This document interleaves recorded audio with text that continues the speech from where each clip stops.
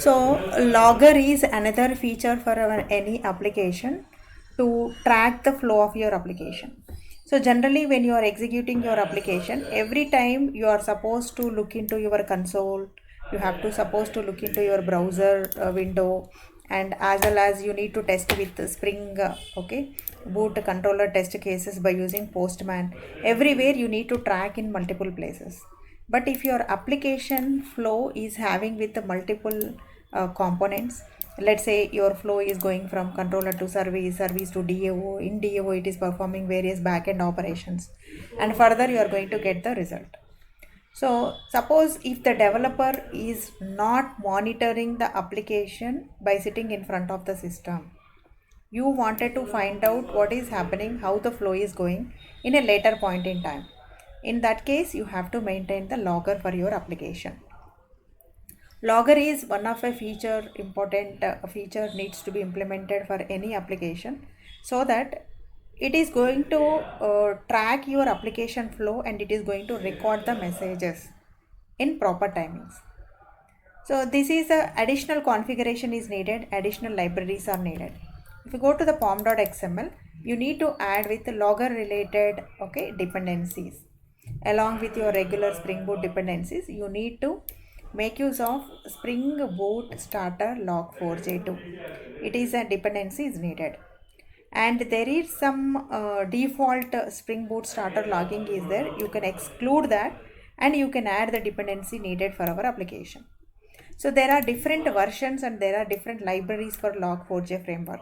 We are going to make use of log4j. We have log slfj and log. We have different versions of log4j framework as well.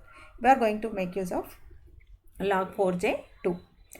So this is a dependency you need to add as part of your pom.xml, and you need to add a configuration file as part of your src main resources folder. Here you are going to add with log4j configuration file.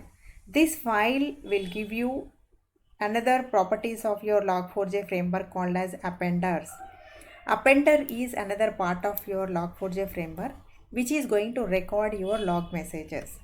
So the type of appenders you are going to use, you can configure here, and where from you are going to pick your log messages from your files, you have to show the location. Here is the type of appenders can be file appender, console appender, it can be database appender, it can be HTML appender, various types of appenders are there.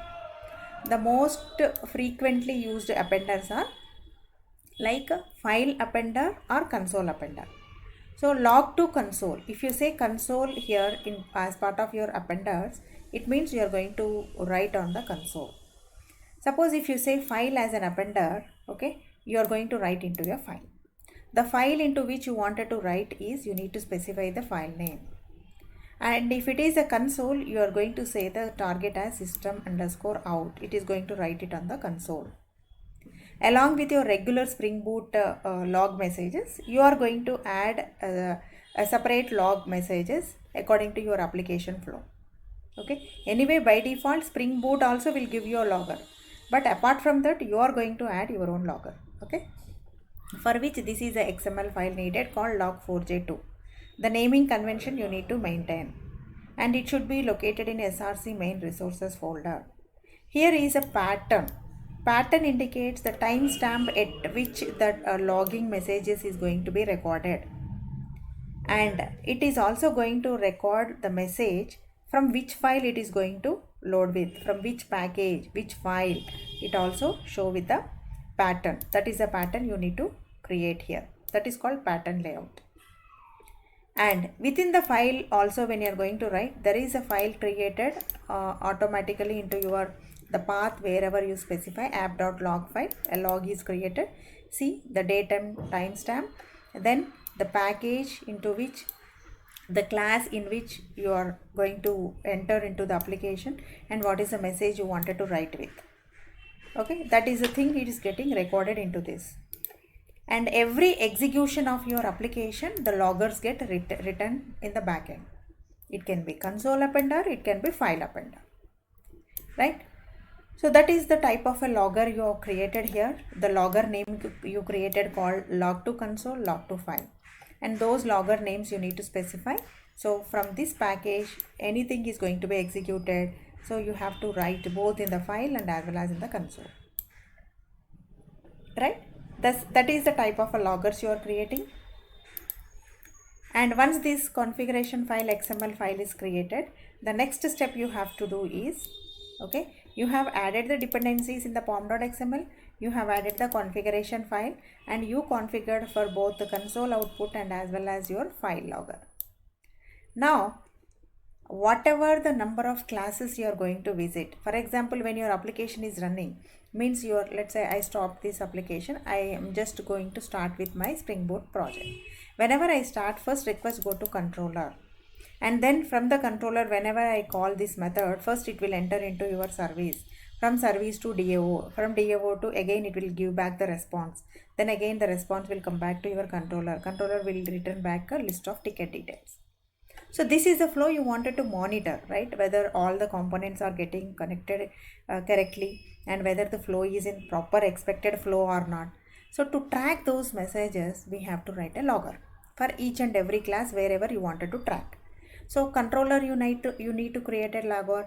Okay, next service you need to create. Okay, then even if you wanted to track model also, you can create a logger here, and then finally you can return steps, like when it is going from client to server, you can write a log message. Again from server to back client, the return message is coming from, so again you can write a log message. So first of all, we need to create a logger. How do we create a logger? So logger is another class which is coming from your, okay, Apache logging framework, from log4j package, log manager, logger. So this is a logger class you need to create. Log manager class dot get logger is a method, and the current class name you need to pass, so that this is a log manager is going to log your only the current file. So every time you need to give the current class name, create a logger. After the logger is created, which method you wanted to log, means which method you wanted to track, there you should say simply logger.info. This is very similar to system.out.println. In a server-side applications, we should never write system.out.println. We should maintain with the loggers, right? Logger.info, just we are saying that in controller, or you can say entered in controller. Once the controller logic is completed, okay, you just wanted to say that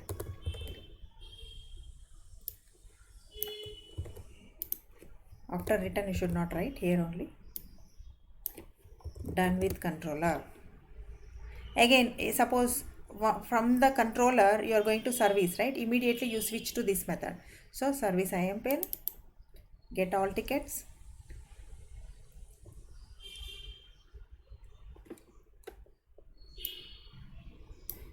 Here once again you need to create a logger. How do you create a logger? Same method, right? Create over here the logger again in the service class, but here you need to pass your service class name because it is going to track for that particular class, and save it. Import logger manager, you get it automatically.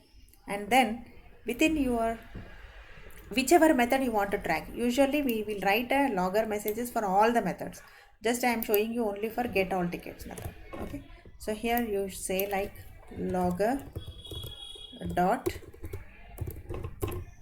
okay, info is a method, okay, in service. Simply I am writing a simple message called in service, and after that again I will go back to DAO. Again in DAO also you just wanted to create with, say, repository we are using, right? So repository you don't need, okay, you just leave it.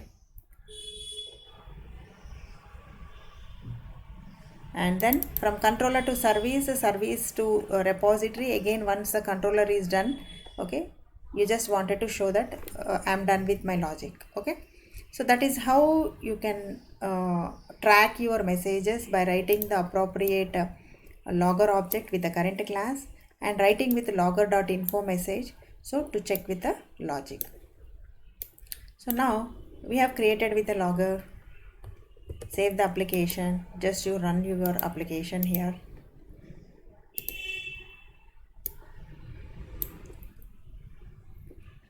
Apart from your regular messages, your logger is going to write your packages in which your application is getting executed with.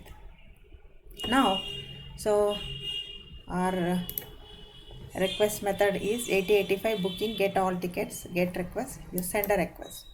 As soon as you send a request, you are getting the output. At the same time, if you go to the console,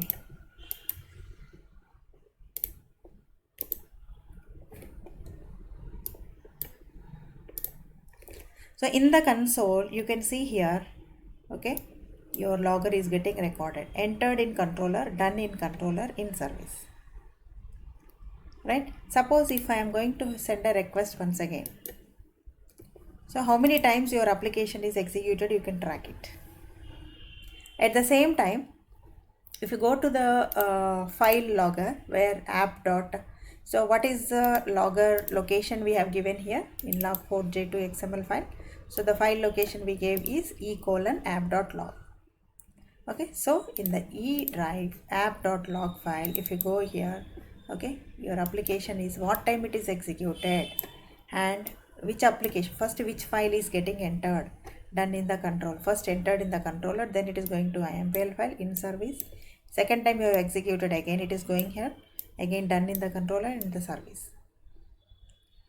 So you can track whether it is going in a proper flow or not. Everything can be recorded here. You don't need to write any system.out.println in your application. That is the advantage of loggers. It's a expectation in our BU implementations as well, because in real time you are not supposed to write system.out.println. Okay, even if you check for your application, like right click code review tools, right?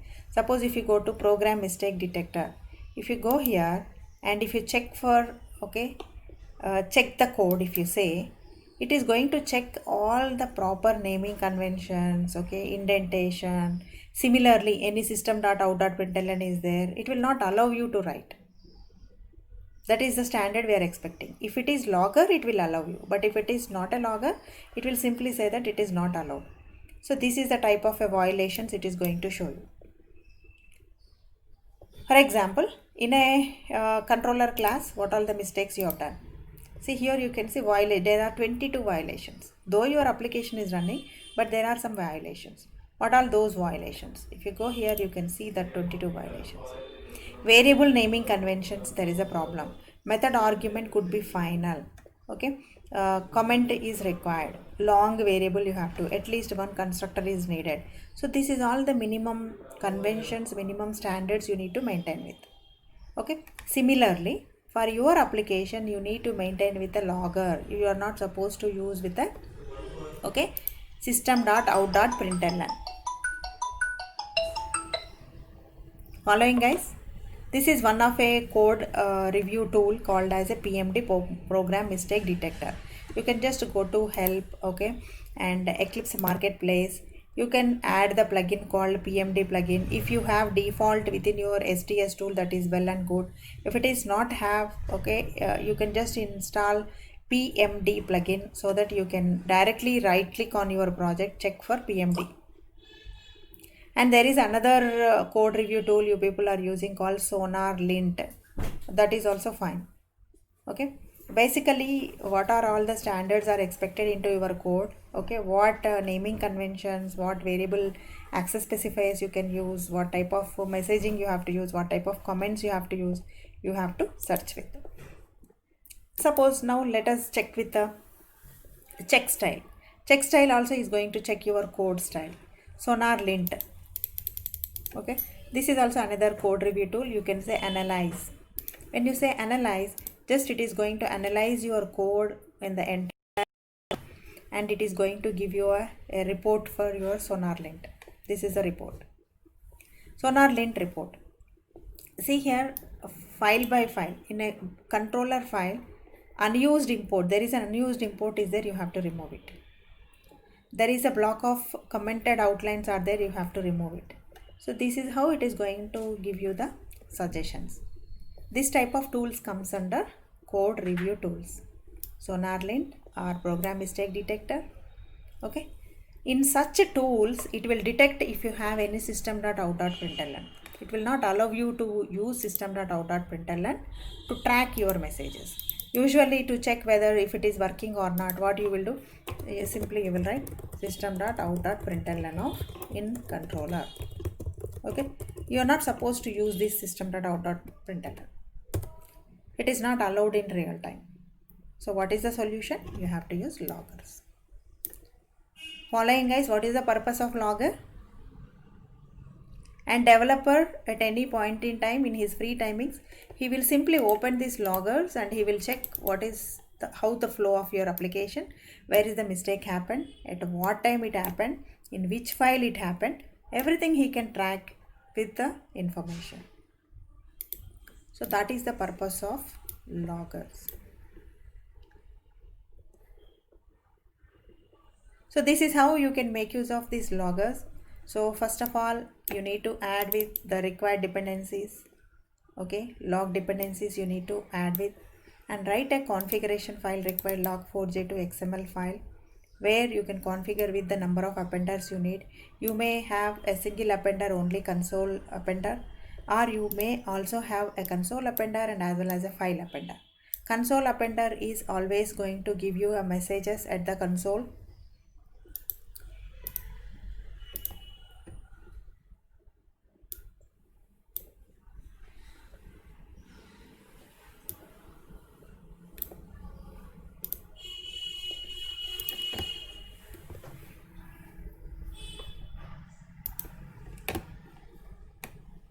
And then file appender always record the messages at the file location whatever you specify with. And then once the appender is created with every file wherever you wanted to track it, you just need to create a logger file first, and then you will be using with the logger.info. But for this logger, you also have the other levels of logger. What are the different levels of logger? Suppose if you just wanted to display some message, we will say logger.info. If at all, if the logger is going to throw a warnings, logger.warn is a method. Suppose there are debugging messages you wanted to write, logger.debug, logger.trace, okay, logger.errors. If at all any errors are thrown by your logger, that is the errors only you wanted to track it, error, logger.fatal. Okay, this is the type of logging levels we have. Most of the time we prefer to use with the logger.info to track the message which is the outcome of your logger class. Okay. So if at all if logging has to be done for fatal errors, you go with a logger.fatal, logger.warn, logger.debug, logger.trace. Okay, this is all called as various levels of the logger. And the logger we don't need to trigger at all. We will just configure every execution of your application. The logger will be doing the background job like tracking all your messages into the appropriate appenders. Either it could be console or it could be in your file appender. Every time it is going to be recorded with.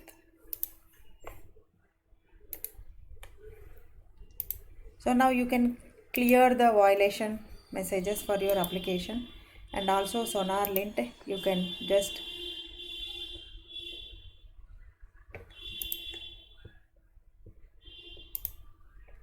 violation review you can close with.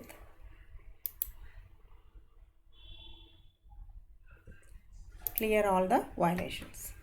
It will clear that, right?